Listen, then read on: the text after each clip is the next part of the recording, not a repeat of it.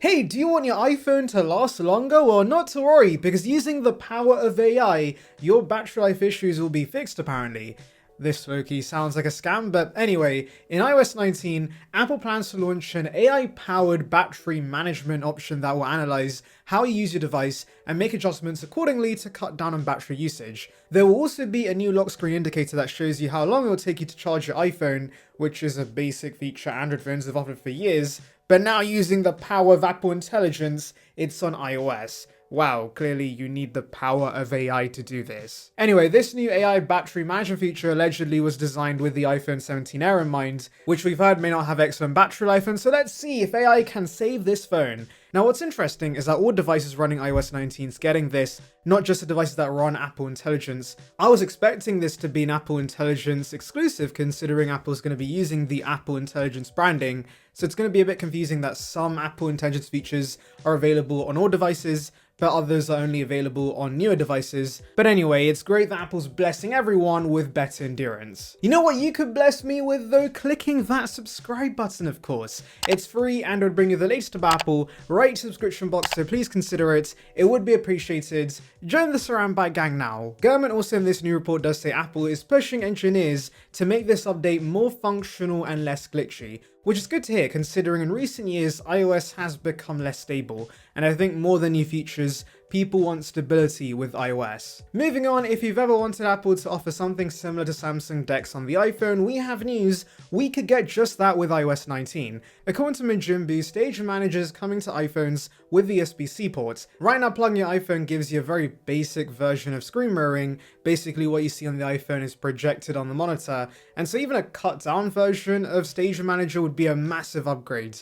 And I know some might say, what is the point of this? Well, for those who want to get some work done, plugging your iPhone into a monitor and quickly getting access to a desktop-like experience would be clutch. Actually, hypothetically, since the M-series chipsets are just beefier iPhone chips, Apple could quite easily let the iPhone run macOS when plugged into a monitor, but obviously they're not going to do that. They want you to buy new Macs, and so we're getting this in-between option with Stage Manager.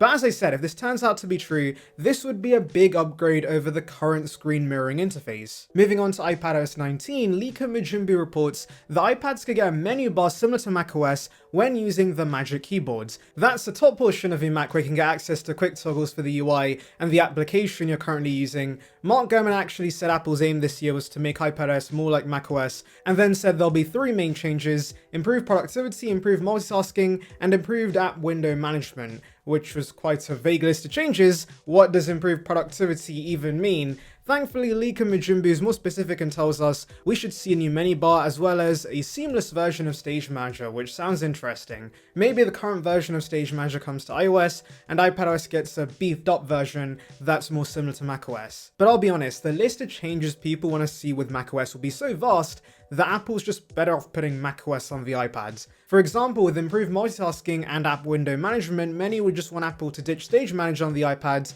and bring the window system macOS has. And so if we're eventually going to get to a point where iPadOS is becoming more like macOS, you might as well throw macOS on this. Another aspect that many would like Apple to change with iPadOS is the Files app, for example. It's not great, and so adding Finder that macOS has to the iPad would be great, which is why, again, it's easier to just chuck macOS onto this. I know not everyone uses the iPad as a laptop replacement, and so Apple could make this an option where you can dual boot iPadOS and macOS. So yeah, I don't see the point in iPadOS 19 slowly becoming more like macOS, and also, as I said, we do hear such things every year. It feels like ever since we saw M1 come to the iPad Pro, we've been waiting for Apple to do something with all this power, but they've been slow to give us any new software features. And so I would keep expectations low, guys. iPadOS already is getting a design overhaul, which I'll delve later into, and so I wouldn't be surprised if functionally it's not very different. But if Apple does want to bless us with a meaningful change, just give us macOS on the iPads. Now let's talk about the redesign coming to iOS 19 and by extension iPadOS 19, because we have new renders that show us the UI overhaul to expect. So earlier, John Prosser had showed us the redesigned camera UI, the new lock screen where the notifications are more translucent, and there's a more 3D floating look for the toggles, settings and pop-ups with a more glassy aesthetic imitating Vision OS, and a redesigned keyboard where it almost creates this illusion of it floating. but I'll be honest, I was expecting a bit more, and thankfully John Prosser now shares more renders that show us more drastic visual changes. And namely, we see circular icons in these new renders, which have been taken directly from visionOS. John Prosser actually first told us in the build teaser he couldn't see evidence of rounder icons. However, it seems Apple's hiding this element because in current builds, if you long press on a squircle icon, it then becomes rounder after a brief animation. Maybe Apple's hiding new icons in builds to prevent leaks, but clearly that plan has failed because it has leaked, and so Tim's gonna be very angry. But I like the look of this. Yes, it's just differently shaped icons and doesn't functionally add anything whatsoever, but I'm always down for visual changes that are executed well, and this looks clean in my opinion. Apple could of course give consumers a choice, and similar to Android devices, it would be nice if you could switch between squircle and circular icons, but this is Apple we're talking about. They want design consistency, and so I'm expecting everyone to be forced to use these new icons, whether you like it or not. But personally, I'm not against that because these new icons are very cool. Another UI change to expect is a pill-shaped tab bar at the bottom of many of Apple's first-party applications.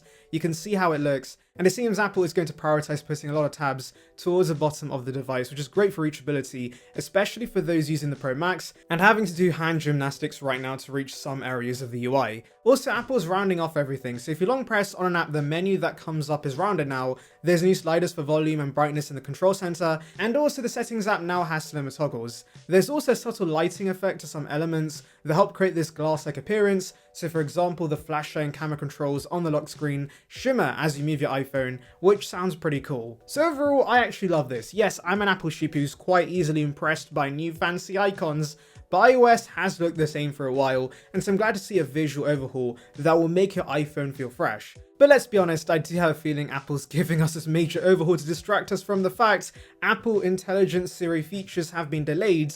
But honestly, it's a good distraction because whilst AI features in iOS may eventually get useful, they certainly aren't a must-have right now, whereas design changes to the UI is something you would appreciate every single day. Let's now move on to devices which will run iOS 19 and iPadOS 19 this year, and unfortunately, there is bad news. So because iOS 19 is going to be such a substantial update, Apple does apparently plan to drop the iPhone XS, XS Max, and XR according to a credible anonymous source. These devices were released back in 2018, and so they've had roughly 6 years of support, and so I'm not too surprised by this news. The XR especially only has 3 gigs of RAM, so for those still using those devices, just be aware your device may lose support soon. Now obviously that does not make them instantly unusable. Apple still does release security updates for devices on older iOS versions, and so you could theoretically keep using these phones for a little longer, but eventually apps will stop supporting iOS 18 and you're going to be missing out on newer iOS features you would want to try out. Now moving on to iPadOS 19, Apple plans to only drop the iPad 7th generation, which has the A10 Fusion from 2016. That's a crazy old chipset, so that makes sense. But what's funny is that the iPad 8 generation, which has the A12 that Apple's dropping from the iPhone range, is still going to be supported. This has already happened in the past because the iPhone 7, which had the A10, did not get iPadOS 16, but the iPad 7 with the same chipset got iPadOS 16, 17, and 18. So it seems Apple's happy supporting these iPads for longer because they did launch a couple of years after these iPhones. Does that mean theoretically the iPhone XR and XS could run iOS 19? Maybe, but the iPad 7th generation was very sluggish on iPadOS 18, and so there's a possibility the iPad 8 generation is going to suffer on iPadOS 19. We will have to wait and see. Anyway, let me know your thoughts in the comments, make sure to like and subscribe for more content like this, and thank you for watching.